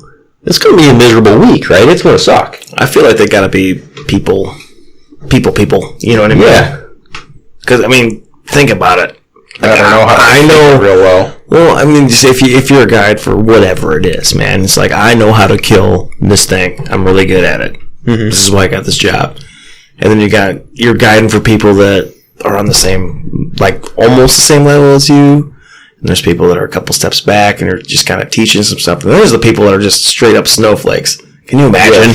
Can you fucking imagine? And that's, I've talked to quite a few guides over the years traveling different places, and they've all said that's the hardest part of their job, right? Like, most of them can go out in the mountains, and if it's just them, they know they're going to kill an elk. Because like, look, I can hike 10 miles a day, I can shoot an elk at 400 yards with my rifle, right? Like, and I know where they are because I spend, 100 days a year in the mountains. I'll kill an elk by myself, right? But the client is the hardest part of it, because they're like, we don't know who shows up. It could be a rich asshole that is going, look, I paid a bunch of money, you're going to do everything for me, and if I don't come back with an elk, I'm going to be pissed, right? Right, because I feel like, even my brother thought when he went out for this bear hunt, he was like, well, it's going to be, we've been watching these bears forever, and we're just going to hike up, and which isn't what he wanted. Which isn't what he wanted, but he was just like, still, like, it's kind of what I thought it was. It was like a guaranteed thing, which is why we always kind of avoided it, but not that at all. You're still in the shit, Yeah, and I think that's a misconception a lot of people have, that have never hunted out west, is that, they've kind of got one tied down for you on the hill out there. Yeah. And there's a definite advantage in having someone who knows the country and has scouted it, because let's face it takes me 24 hours to drive out there. There is no possible way that I'm going to be able to pre-scout that area. Well, the thing is, like, even e-scouting, you see the terrain, not the animals. Yeah. Right. That's what you're looking. Yeah, exactly. You're looking at places where you can get to, hike to reasonably close, and glass. Yeah. And that's the biggest thing, no matter what you're going for, you need to be able to fucking see, right? Yeah. And I've had good luck with that, right? So we don't get an animal every trip that I've been out west, right? But every year, so last year I took a friend out from mule deer in Wyoming to a unit I had never set foot in. The first night, we had the biggest mule deer I'd ever seen walk by us at 5 yards. Oh, shit. The reason we didn't get it is because we were sitting in a sleet storm, his rifle was under his poncho, and he came from my direction. And you can only yell so loud, like, hey, dude, there's the buck, without scaring the buck, right? And mule deer is so impressive, dude. Yeah. Oh, my goodness. Like a big whitetail. Maybe it's just because we're so used to them, I guess. I don't know. But that's a majestic creature for sure, but like when you see a big mule deer. Yeah, think like whitetail and a half, right? Right. That's what it is, right? We're going to have a 200-inch one running around here this year. But, whitetail. It's like, okay. You confused me for a quick second. Every time I've gone out there, we've been in animals, right? So when I went to Idaho for archery, I'd been through Idaho, right? So when I lived in Salt Lake, I worked in Utah, Nevada, Idaho, and Wyoming. Mm-hmm. So I'd been through the state, I'd never set foot in that national forest I was hunting. With enough e-scouting, I dropped into a unit, and the second day we found elk. Right when I went out for antelope, that was the area I'd been to. I knew antelope were everywhere, but I e-scouted that unit, and on the first day we were in antelope. Right, so I've had great luck, kind of doing the homework and then getting out there and getting into animals. And sometimes shot doesn't line up or something.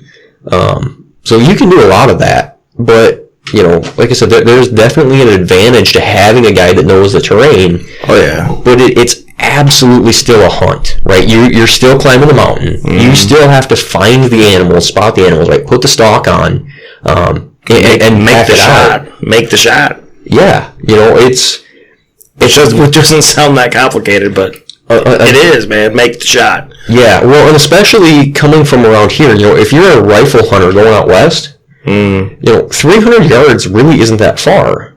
But most folks that hunt east of Mississippi, we have trouble finding a rifle range that goes beyond 100 yards. I was just going to say, just finding the room to practice before we went out to Wyoming was a bitch. Yeah, and when you get out there, first of all, if you're hunting an open area that is sagebrush, judging distance is not a thing anymore, right? There's nothing that you're used to scale that distance. You can look at an animal that you think is 100 yards, that's 500. Oh, we all had rangefinders, when we went out to Wyoming. And what was your margin of error? Did you ever look at dude, guess? By 400 yards. Yeah. By 4, 3, 5 sometimes. It was and it was dumb shit. How far do you think that rock is? Yeah. And you're looking at it and you're I don't know, 200 yards? Yeah. 550. Yeah. Just shit like that. There's no comparison because there's no trees. There's just empty. You know what I mean? It throws you off. And then even in Wyoming, Montana, even out there, there's plenty of trees. But, when you're looking over a valley or across a valley rather, same thing. I don't know, 200 yards. 500 yards, 700 yards. It doesn't matter, man. I looked at antelope when we were out in Wyoming, and I'm well, take that one. It's 200 yards away. And he pulled up his rangefinder. He's it's 860. What the fuck? Really? Yeah. So, that's a big part of it, but it's going on a guided hunt out west is very different than a guided whitetail hunt, where somebody has preset tree stands and pre-scouted. Or you're sitting over a feeder in Texas, and they're go sit in this stand, and as long as you're quiet and you're not moving a bunch, a big buck is probably going to walk by sometime today, right?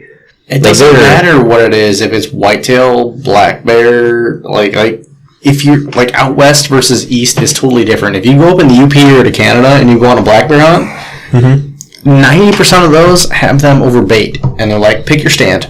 Yeah. These bears are coming into this stand at this time. There are a couple reasons for that. So, out west... It's the density of the forest and the openness of the west. I understand that, but people don't grasp that. It's so different. Yeah, and, out west it's easy to spot and stalk bears because they are out in avalanche chutes and some of the berry patches and stuff. Where in the east, you've got that dense forest, like you said. Yeah, the spot and stalk's pretty much out of the question around, in the UP or anywhere, right? Yeah. Well, it doesn't work. You can't unless you're running dogs or doing bait. There's no way to get it back. Set up camp on a lake and have a bear tag. Go fishing, clean your fish at the camp every night. Right. Well, and there are some really good arguments, just from a conservation tool for hunting over bait, right? Mm-hmm. Because if you're doing spot and stalk in a dense forest, and you see a bear, you've got a really quick decision to make whether or not you're going to shoot that bear. Which is not good because, it's hard to tell a boar from a sow. I was going to say, you got to tell a boar from a sow. Is she a wet sow? Yeah. Does she have cubs? Yeah. There's a lot. You got to... So my brother, y'all didn't get to hear it, but he was talking about his last bear hunt. We're going to have Bobby back on, by the way. We got to. There's just too much information. But he was talking about one of the stalks they went on, and he had the bear dead to rights. And I'm trying to remember. I think he had a broadside. It was one of the ones, I think it was the one he shot and ended up not finding because of how he shot it. But basically, had the thing right on his shoulder and was ready to go. And all of a sudden, the guy was like, heard him flipped off the safety. He was like, no. Because he didn't know if it was a legal bear yet. Yep. Yeah. And a lot of that had to do with the fact that it was a cinnamon bear, which looked like a grizzly. So he had to make sure, A, it wasn't a grizzly. So that's out of the question. Is it a sow? Is it a wet sow? Does it have cubs? Like, there's a lot of and the guide is 100% responsible for that bear being killed. So if my brother, shot a bear that wasn't legal, he's liable. Yeah. So, I mean, just saying, like, for bears especially, there's so much shit. And for, like, a split-second decision, that's tough. Yeah, and I think a lot of times when you're doing a guided bear hunt, whether it's northern Michigan, Maine, Canada, wherever, even some of the southern states, you're kind of paying, in the same way that I'm paying for logistics to get a camp out into the mountains, you're paying for the logistics of them running bear bait for 2-3 weeks before you get there, right? Because if you lived up there, you wouldn't need a guide. You'd get your bear tag, then you'd haul your 4-wheeler out or pack bait in, and you'd run your bait site for 3 weeks, and then when season opened, you go, hey, I've got these 4 bears coming into bait, this is the one I'm really after, and you'd go sit and you'd shoot your bear. But if you're hunting somewhere that is 8-12 hours from home, you're not going to drive there every 3 days to do a bait station, right? So you're essentially paying for a place to stay and someone to run that bait station, right? They're not hunting for you. You're paying for the logistics. Right. But, what I was getting at is a Western spot and stalk hunt is very different than, like I say, a stand hunt where someone says, hey, we've got tree stands set, if the wind is this way, you're sitting in this one. If the wind is this way, you're sitting in that one. Just go sit, right? And they've kind of done that work for you. When you get out west, even if they know the area, they're like, yeah, the elk are probably on this mountain. Okay, they narrowed it down to a mountain. Right. You're still going to hike 10 miles a day. Still up to you. You got to be in shape, be able to keep up, be able to get there, make the shot. Yeah. And that's, that's one of the things they talk about before you go out there is, your success rate depends a lot on how good a shape you're in. Because the guide's not there to take you on a death march.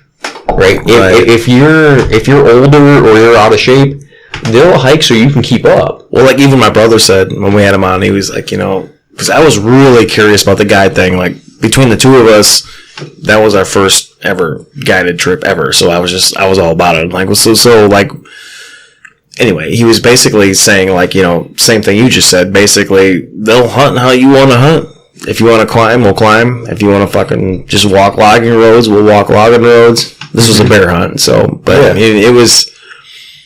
Yeah, same kind of thing. Just it's your hunt. You're paying us, so we'll do whatever you want to do. But I feel like you're doing yourself a huge disservice if you go into a guided hunt in North America, no matter what it is, unless it's whitetail, because that's just sit and wait. But other than whitetail, you're doing yourself a huge disservice if you don't at least, run for 30 miles, or not 30 miles, but 30 minutes, 3 days a week. Yeah. Just something to get your blood pumping, get your cardio up. Because when you get on those mountains, and I've seen it, like, Ray, I love you, and I'm not trying to call you out. I'm not. Dude, Ray Cole, I'm going to start this by saying this. Ray Cole is one of the toughest son of a bitches I've ever met in my entire fucking life, and I mean that in every sense of the word. He is a tough human being. We went out to Wyoming, and he didn't train. He wasn't prepared, and he admits that, and dude, day 2, he was limping like couldn't walk. His calves are cramping up so fucking bad. His piss was orange, and it wasn't like we were drinking. We had a couple bush lights out there or whatever, but it wasn't, only reason we even had those is because we were so close to the truck, but it wasn't like there was a gas station a half mile away to go get more beer. Yeah. We were like 2 hours to go get beer, Didn't your buddy Josh have that problem? Calves just like locking up on the last day? No. You're thinking of something different. Turner? It happens though, man. Your shit gets so dehydrated out there. Yeah, and especially just because of the altitude. Well, and a lot of it is when you're doing something, and you're not necessarily thinking of drinking water because it's not always hot, right? I mean, in September it might be 50 degrees and just beautiful weather to go for a hike, and you don't feel yourself sweating, but you're still going through a ton of water. You know, I've had a lot of trips where I always have a Camelback, and you know, if I go for a run around here, I think it holds a liter of water. I can suck through that liter in one run, no problem, right? And I've gone on trips out west where, you know, I'm drinking out of my Nalgene bottle or something else at camp, but that one water bladder will last me 3 days of hiking. And when you get to that point, you go, oh shit, I'm not drinking enough water because I'm consuming this much per day and I'm not replenishing it. I feel like cold weather situations are more dangerous for that. Like you just said, like you don't feel like you're sweating, but you are, and you're exerting yourself and you need to drink. Mm-hmm. But archery season, I don't feel like you're going to be super cold. Yeah, and early rifle season, you're not going to be super cold. And everybody's different, right? I mean, some people guzzle water constantly, and other people can go all day without drinking a glass of water and don't realize they haven't drank anything. Right? So some of it's, you know, up to the person too. Right. Like just a normal day around here in the summertime, I'll drink a gallon of water. Mm-hmm. Easy, you know. Yeah. But people that, I don't know. Are you a pop drinker? I've never seen you drink pop, but no. Unless it's, you know, mixed with something. I don't. Which is still pretty rare, honestly. I don't drink it mixed with anything. No, I don't drink pop. It's just straight booze or just straight JMO. I mix my whiskey with ice. That's about it. Unless you're doing a podcast, I get all fucking fancy. Look at you banging shit. Well, on that note, so you get all fancy with fucking vermouth and. But yeah, I mean, being prepared to go out there is a huge part of it, right? Because they're like, hey, you know, you need to show up ready to hike, being able to shoot, and then show up, you know, with your equipment in check, right? Don't buy a brand new pair of boots right before you go and don't break them in, right? If you're hunting with a pack, you should probably throw some weight in that pack and wear it before you get out there, right? Really? I like you. Because I'm telling you, dude, that's awesome because I was literally just going to get to that point. Like, my problem, my personal experience when I went to Wyoming, we all bought the same pack. My brother was the only one that could afford to just drop what the fuck he was doing and be like, I'm going to go buy a new pack.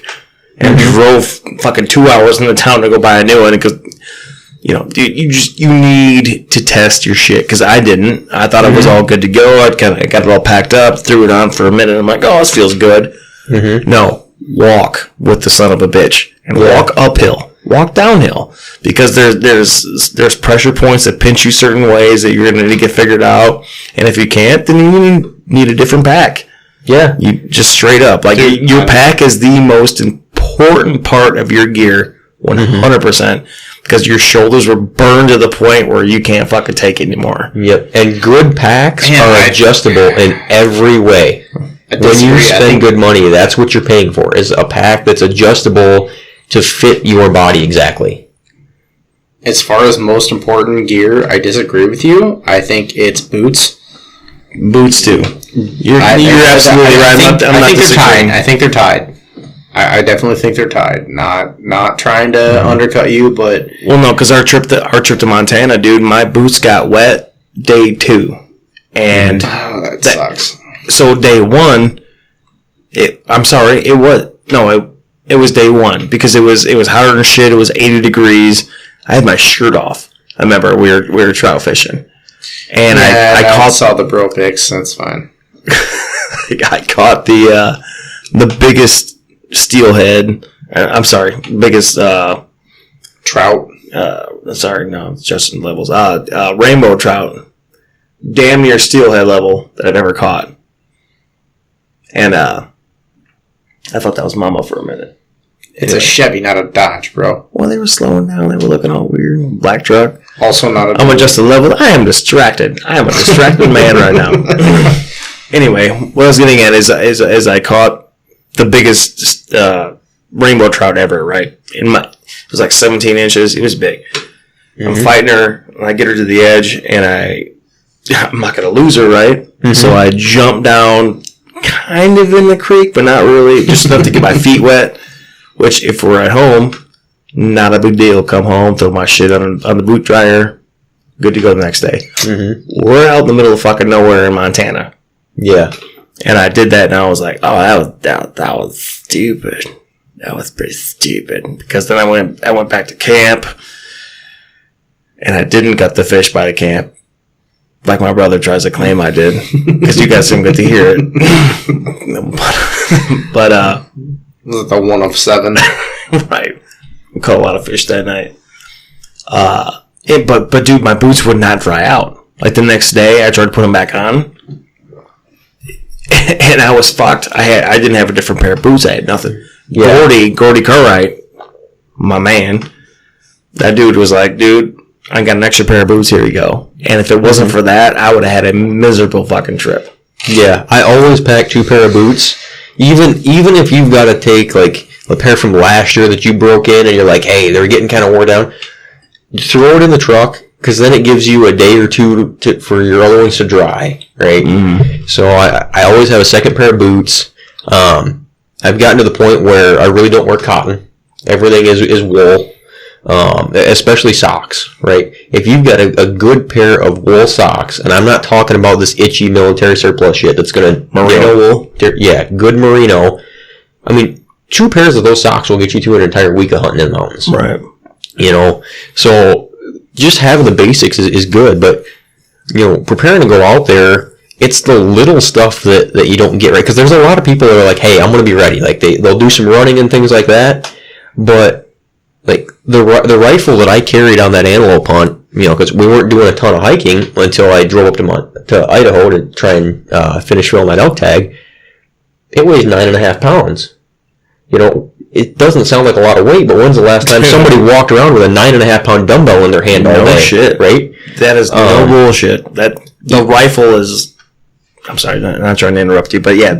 Your rifle choice and the sling and everything, dude, it's very important. Yeah, even a bow, right? My bow might weigh 5 pounds, but if you shoot in the backyard every night and you hold your bow and you shoot some arrows and then you set it down, when's the last time you took your bow on a hike and carried that damn thing for 2 hours, right?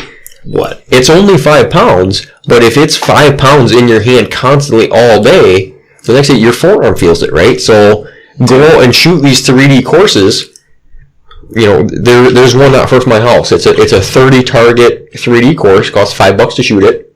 You know, even if you don't necessarily shoot every target, because I'm kind of fighting a shoulder injury, right? So sending 30 arrows in a row is a little tough for me right now. It forces you to walk, you know, typically on uneven terrain, shoot some different angles, odd distances, uphill, downhill. And it forces you to carry your shit for 1.5 miles, 2 miles, right? And you figure out pretty quick, hey, you know, my boots aren't broke in. Hey, you know, I got to figure out a better way to carry this. Or, I haven't done enough shooting uphill. Well, right? there's nothing worse than figuring that shit out when you're on the mountain. Yeah. You know, because then you're fucked. You're there. Yeah. You know? And... you know, we're somewhat limited in what we can do, right? We don't have mountains around here that you can go climb, right? You can't acclimate to elevation. We got dunes right there. But, you know, there's hills you can walk up, right? We got dunes. So there's a lot that can simulate that. And just being ready to go makes a huge difference. You know, I was listening to another podcast last week, I think it was, about kind of mountain fitness. Mm-hmm. And they were talking about, you know, there's typically 3 guys that show up to mountain elk camp, right? The guy who did nothing, who just sat on the couch all summer, and he's not going to do well. Nah, he's fucked. The guy who ran all summer, and like, that's great, it's better than nothing. And then the guy that went to the gym and just started lifting weights, right? Just doing the bodybuilder thing because he didn't know what else to do. They're all going to suffer at some point, right? Because the guy that ran all summer, his cardio is great, but as soon as he puts a pack on, even with 40 pounds in it and tries to go uphill, his legs are screaming, right? Right. The guy that lifted all summer, he's like, I got a 40-pound pack, right? No big deal. But put him at 8,000 feet and ask him to walk, and he's sucking wind, you know, in 5 minutes, right? So you've got to have a combination of some kind of leg strength with some cardio, you know, and have that gear tested, right? And you're going to spend good money on a hunt, and you want it to be enjoyable. You're going to be out there for a week, right? So take the summer to prep for this stuff, and that's kind of what I've been doing, right? It's just going, hey, be ready to hike, be ready to shoot, and have your gear squared away. And the other part of this is it's a horseback hunt, right? I've ridden horses before, right? I've done some trail rides, some rides around the farm, stuff like that. But in no way would I ever consider myself a horseman. Me neither. If you are paying a guide to go on a horseback hunt, it's kind of the guide's responsibility to have good stock and pair you up with a horse that matches your ability, right? Horses or mules? Horses. Because I know there are a lot of people that use mules in the mountains. That would make me nervous. Just going on straight horses in the mountains, I'd be like, man, I'm out. Yeah. Well, I'm sorry. Allie, I love you, and horses are very beautiful creatures. But they are not nearly as sure-footed as mules in the shale. Thank you, Willie. Yeah. The great thing about mules is they have a self-preservation instinct. You can train a horse to run off a cliff if you want to ride it off a cliff. Exactly. Yeah. If that mule thinks he's going to die, there is no way you will ever force that mule to run off that cliff. And mules too, like I've heard they're like more like dogs, like they imprint, like like this is my person. I'm going to take care of my person. Yeah. You know what I mean? I feel like in an operation like that doesn't really apply, but it's still the same concept. Like what you said, like they're more sure-footed, so they're not going to like. If you guys want to listen to some funny shit, and I don't often plug my old podcast, but Racks, Fur, and Feathers, look up David Kennedy. He told a story that was just about horseback riding in the mountains for elk, and it was fucking hilarious. And just I'm nervous for you, Willie. I'm nervous for you. I'll admit, most folks that regularly ride horses in the mountains get to know an orthopedic surgeon at some point in their life. Oh, Jesus. Because either the horse rolls over on them and they're going to rebuild a knee, or they get bucked off and they're going to rebuild a shoulder, right? So that's kind of what I'm getting at, right? There's some dual responsibility there, right? The outfitter owes it to you to have good stock that is used to being in the mountains, used to being ridden in the mountains, and to do their best to pair up personalities, right? Because horses and people each have a personality, and sometimes they clash, right? So they owe it to you to put you on good stock. But you also owe it to them, if you just spent thousands of dollars and you expect to spend the next 7 days on this horse, it should not be the first time that you ever got on a horse, right? If you spent gobs of money on a bow or a rifle and a good pack and clothes, spend a little bit of money on a couple riding lessons, right? Get some saddle time, right? That's kind of your side of that. Riding lessons with. We have a couple of friends in the area that have horses, and I kind of raised the flag. I already went down that road about a month ago, and I said, "Hey guys, I got about half a dozen friends with horses. Who's got just an old trail horse, whatever, that I can go ride around the arena, ride around the trail, mostly to get my ass and legs in shape." But dude, that's the thing. Like knowing what I know about horses now, since being with Allie, like an old trail horse, you say that, but you never really know what the fuck you're getting into, man. Well, yeah. Okay, so get closer to your mic. He asked me about that, and I was like, okay, well, Ellie's pregnant, and she's not taking you on a trail ride, but you should go talk to this person. She would at least give you some, without taking you on a physical ride, if it came down to it, she could at least tell you some shit. Be like, if they do this, don't do this. Yeah. If they do this, do this. I still think you should talk to Allie about all that stuff, because different perspectives are great. Mm-hmm. Yeah. But as far as, riding with someone, I put you with the person that I thought was capable of giving you one-on-one and being on the horse at the same time. Yeah, I mean, that's... So there's a couple of things I was looking for, right? One was, the way that I've always understood it, and again, I am not a stockman by any stretch of the imagination. When you're riding a horse properly, your legs should be a little bit sore, and your ass should be a little bit sore. Then why does my groin always hurt? That's because you sit on your balls. If all of the pain is in your legs or all of the pain is in your ass, your stirrups are not adjusted right. Right. So there's some stamina there where you're using muscles in a different way than you normally do. And if I'm going to go do this for 7 days in a row, I still got to be able to hike 10 miles a day. What makes me nervous is just knowing horses now, after being with Allie, is horses are all trained different. Yeah.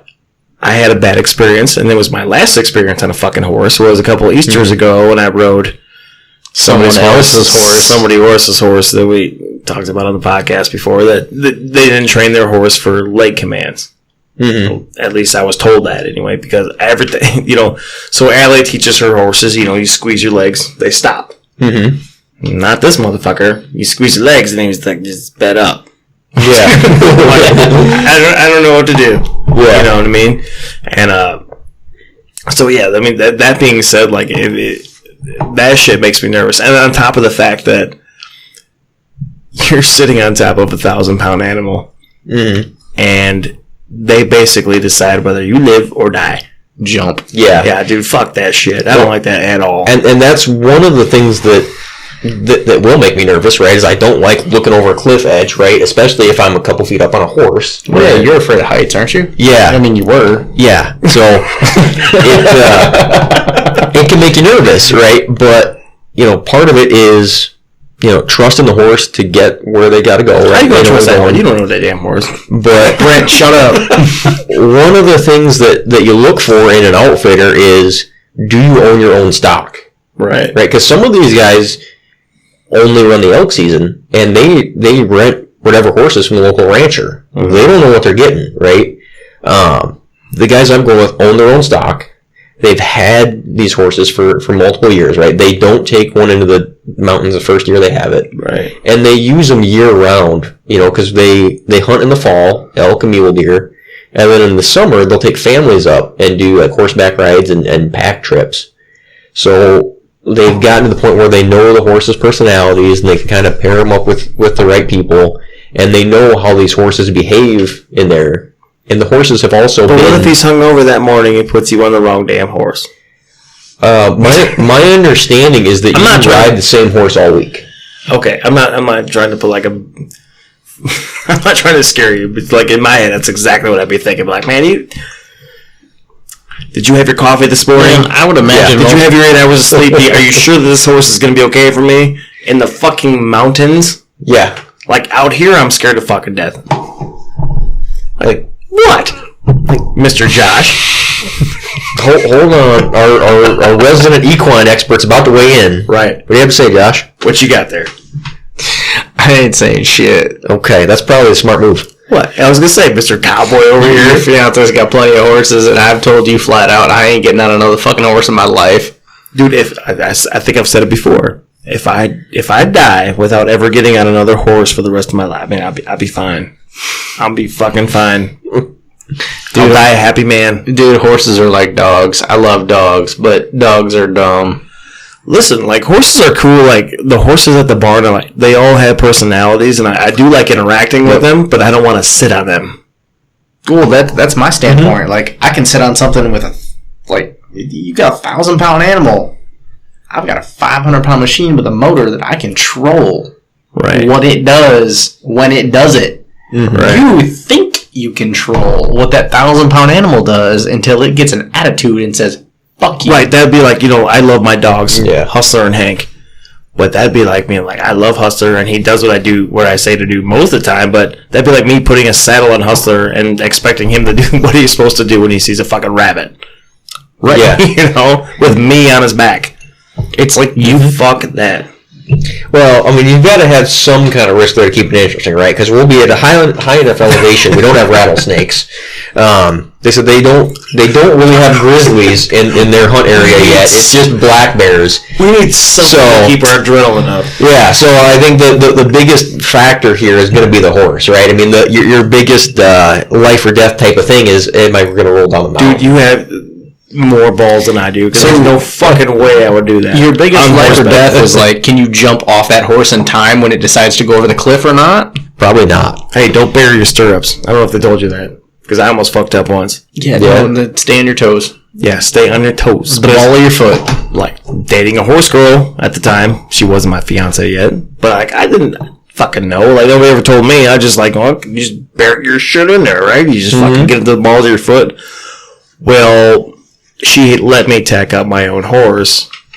Like, for those of you who don't know, like, put the saddle on and shit. I didn't know what the fuck I was doing, dude. I had no fucking idea. I got 100 yards from the barn, and me and the saddle went...